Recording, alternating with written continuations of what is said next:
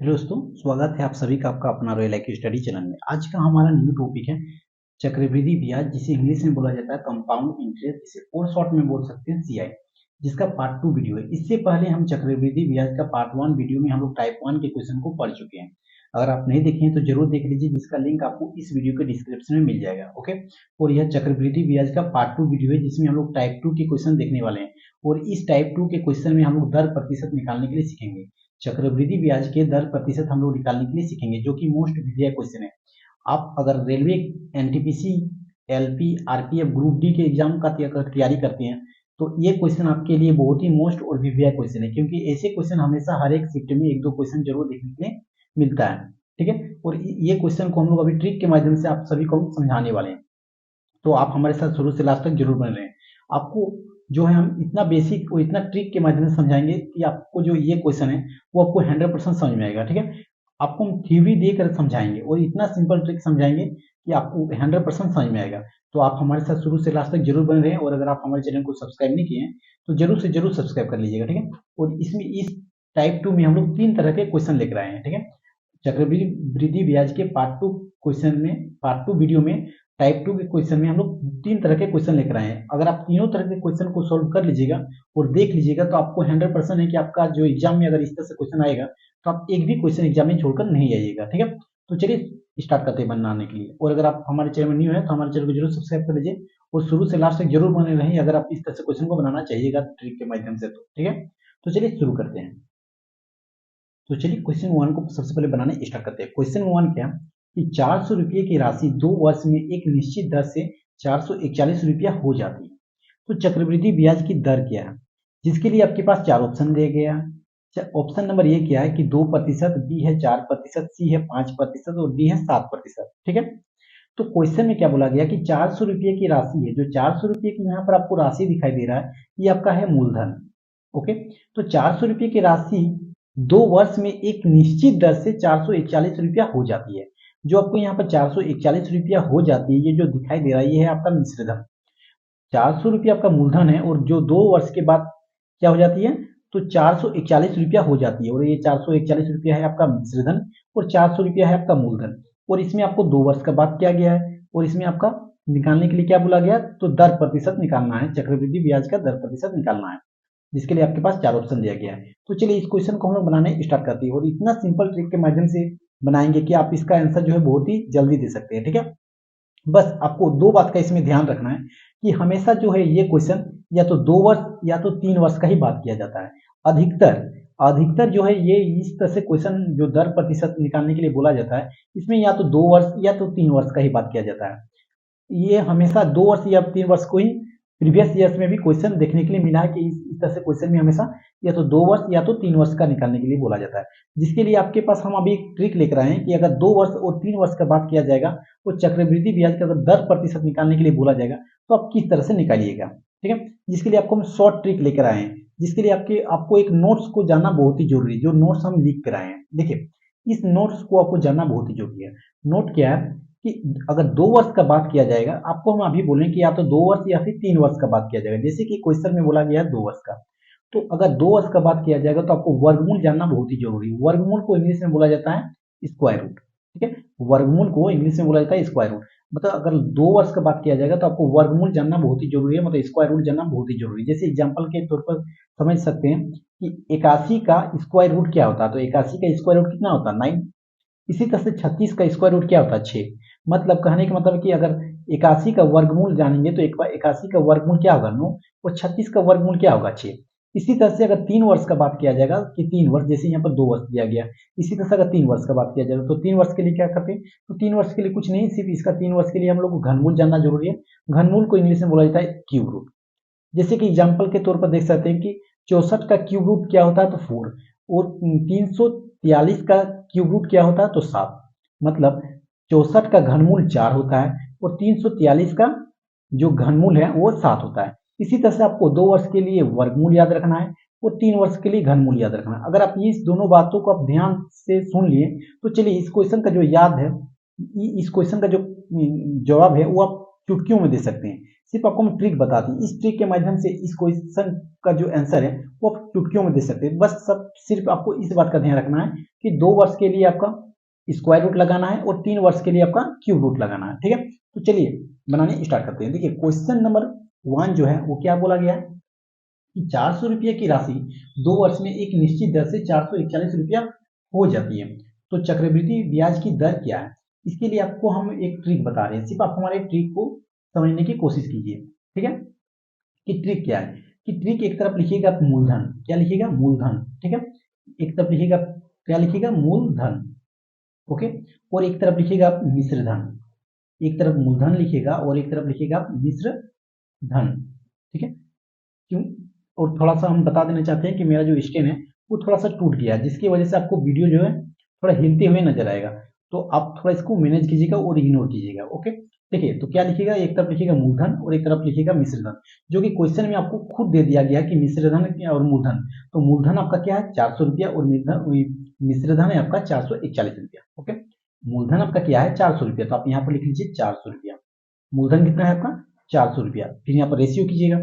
इसका मिश्रधन क्या है, तो मिश्रधन है आपका 441 रुपया, तो 441 रुपया यहाँ पर लिख लीजिए। इसके बाद किस बात का ध्यान देना है, यहाँ पर या तो 2 वर्ष का बात किया जाएगा या तो 3 वर्ष का बात किया जाएगा। तो क्वेश्चन में आपको 2 वर्ष का बात किया जाएगा, जा रहा है कि 2 वर्ष में एक निश्चित दर से 441 रुपया हो जाता है। तो 2 वर्ष, तो 2 वर्ष के लिए आपको हम बताएं कि रूट लगाना है, और कौन सा रूट लगाना, तो वर्गमूल लगाना, मतलब स्क्वायर रूट लगाना। अगर आपको ये दोनों में, इस दोनों में आपका अगर कट रहा है तो आप पूरा काट के रख लीजिए, उसके बाद ही कीजिएगा। कटने का मतलब क्या है, देखिए 400 और 441 ये दोनों क्या किसी का डिजिट से कट रहा है क्या, तो नहीं कट रहा। देखिए 2 का डिजिट से अगर ये कट रहा है तो ये नहीं कट रहा है।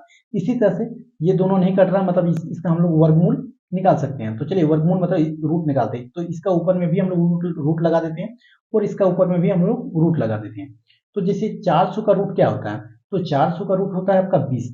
400 का रूट क्या होता है 20। इसी तरह से 441 का रूट क्या होता है, तो 441 का रूट होता है आपका 21। ठीक है, कोई दिक्कत नहीं, 400 का रूट होता है 20 और 441 का रूट क्या होता है, तो 21 होता है। इसके बाद क्या करना है कि इसके बाद इस दोनों को आप अंतर निकालना है, मतलब घटाना। अंतर कहने का मतलब क्या है कि घटाना है। अगर आप 20 में से 21 घटाइएगा तो देखिए 20 और 21 में क्या कीजिएगा, तो अंतर निकालना है।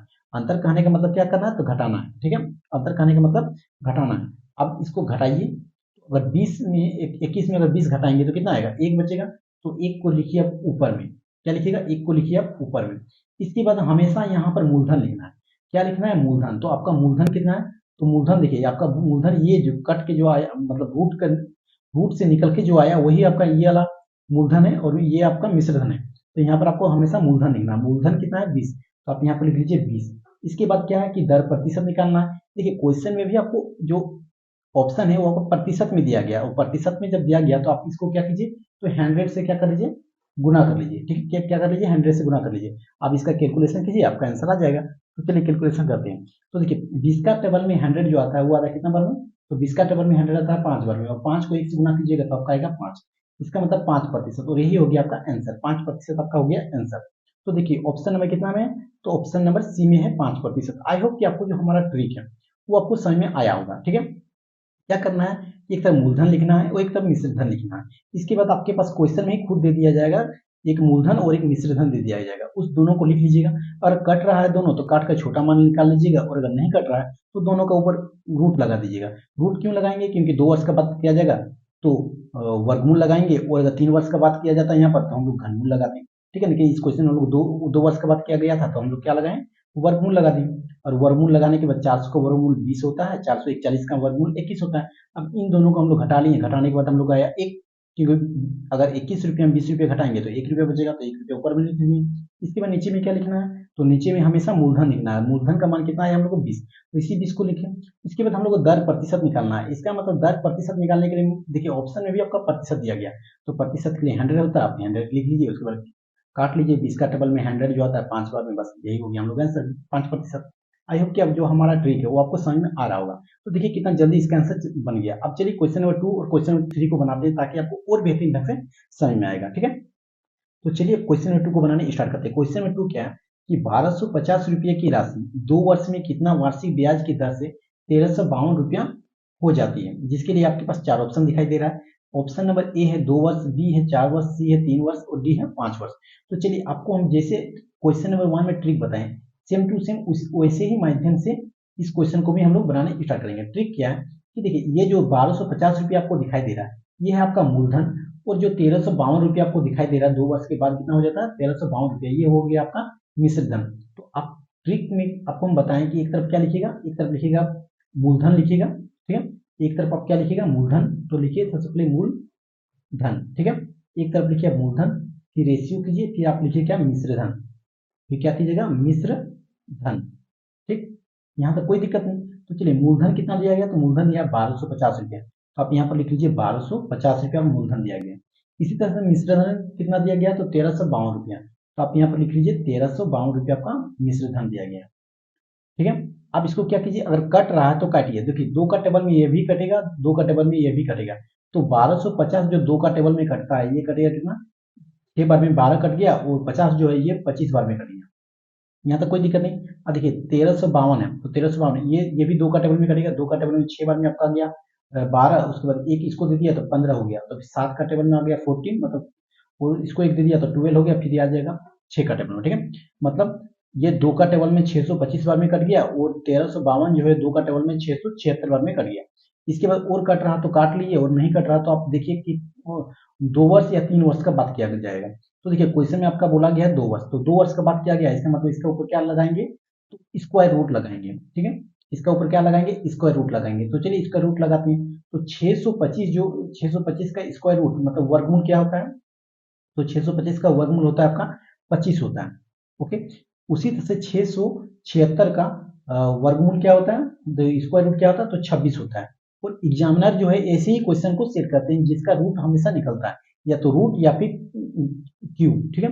अगर 3 वर्ष का बात किया जाएगा तो क्यूब निकालने के लिए क्वेश्चन एग्जामिनर ऐसे ही सेट ही करते हैं कि अगर 3 वर्ष का होता है तो क्यूब निकालने के लिए बोला जाता है, और अगर 2 वर्ष का रहेगा तो रूट निकालने के लिए बोला जाएगा, ठीक। तो देखिए 625 जो है वो 25 का रूट होता है, और 676 जो है वो 26 का रूट होता है।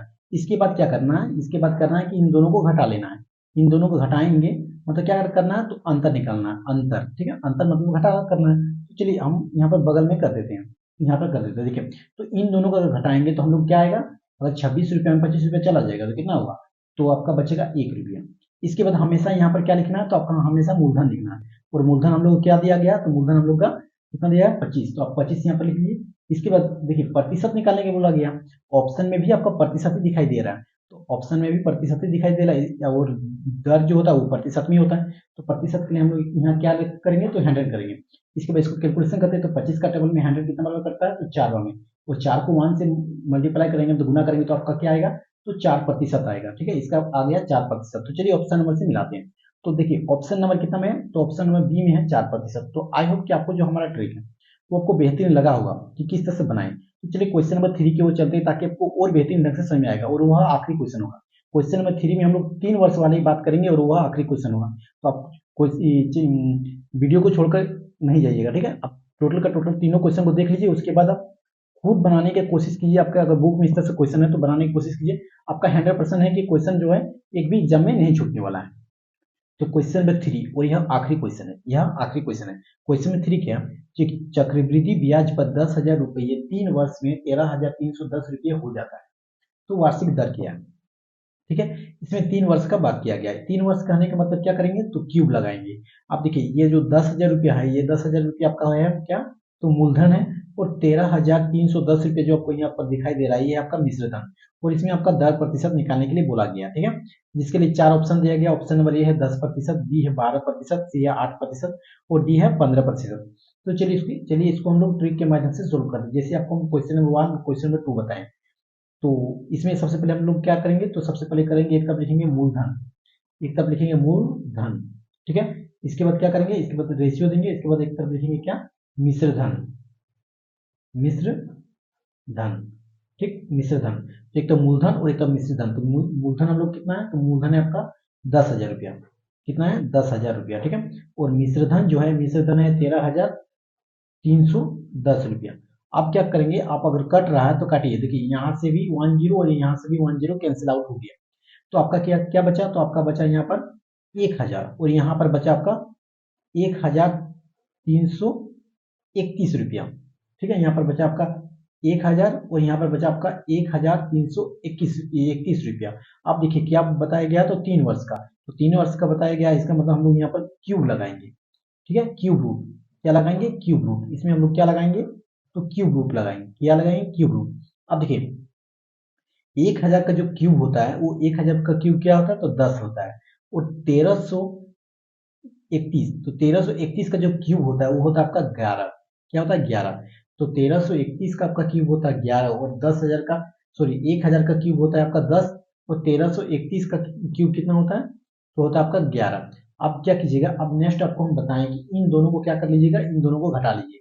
अगर हम लोग इन दोनों को घटाएंगे, 10 में अगर 11 जाएगा, 11 में अगर 10 जाएगा तो आपका क्या बचेगा, तो आपका बचेगा 1 बचेगा। यहाँ तक कोई दिक्कत नहीं, 1 बचेगा। इसके बाद हमेशा यहाँ पर मूलधन लिखना है, और मूलधन हम लोग कितना है, तो 10 है, तो 10 को हम लोग यहाँ पर लिखते हैं। इसके बाद प्रतिशत के लिए हम लोग हैंडल लगाएंगे, और देखिए 10 से 10 कैंसिल आउट, तो यहाँ बच गया हम लोग 10%, क्या बच गया, 10%, और यही हो जाएगा हम लोग आंसर। तो देखिए 10%, ऑप्शन नंबर ए में ही है आपका 10%। आई होप कि जो हमारा ट्रिक है वो आपको बेहतरीन लगा होगा। आप जैसे भी लगा है आप हमें कमेंट बॉक्स में जरूर बताइए, ठीक है। और लाइक और कमेंट करना ना भूलें, और दोस्तों को भी शेयर करें। अगर आपको हमारा वीडियो अच्छा लगा हो तो आप दोस्तों को भी शेयर करें, और अगर आप हमारे चैनल में न्यू है तो हमारे चैनल को जरूर सब्सक्राइब कर लीजिए, और बेल आइकन को प्रेस करना ना भूलें। तो चलिए मिलते हैं नेक्स्ट पार्ट में, तब तक के लिए धन्यवाद, टेक केयर।